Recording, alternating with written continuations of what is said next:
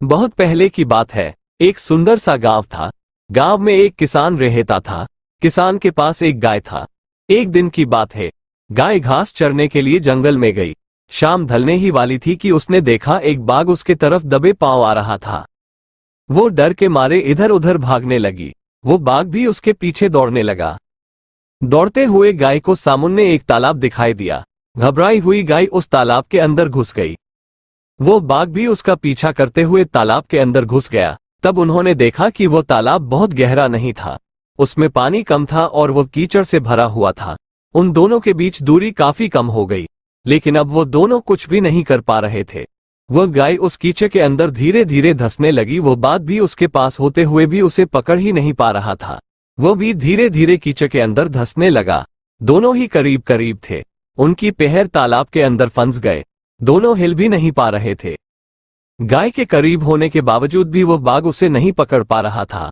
थोड़ी देर बाद गाय ने बाघ से पूछा, क्या तुम्हारा कोई गुरु या कोई मालिक है? बाघ में गुर्राते हुए कहा, मैं तो जंगल का राजा हूँ, मेरा कोई मालिक नहीं, मैं खुद ही जंगल का मालिक हूँ। गाय ने कहा, लेकिन तुम्हारी उस शक्ति का यहाँ पर क्या उपयोग है? उस बाघ ने कहा, तुम भी तो फंस गई हो और मरने के करीब हो, तुम्हारी भी तो हालत मेरे ही जैसी है।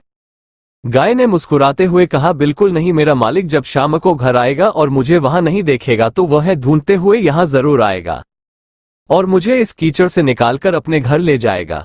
लेकिन तुम्हें कौन ले जाएगा? थोड़ी ही देर में सच ही में एक आदमी वहां पर आया।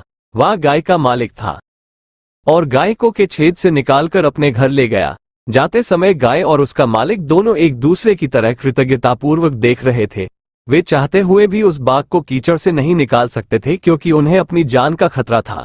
दोस्तों, किसी पर निर्भर नहीं होना अच्छी बात है, लेकिन मैं ही सब हूं, मुझे किसी के सहयोग की कोई आवश्यकता नहीं है, यही अहंकार है और यहीं से विनाश हो जाता है।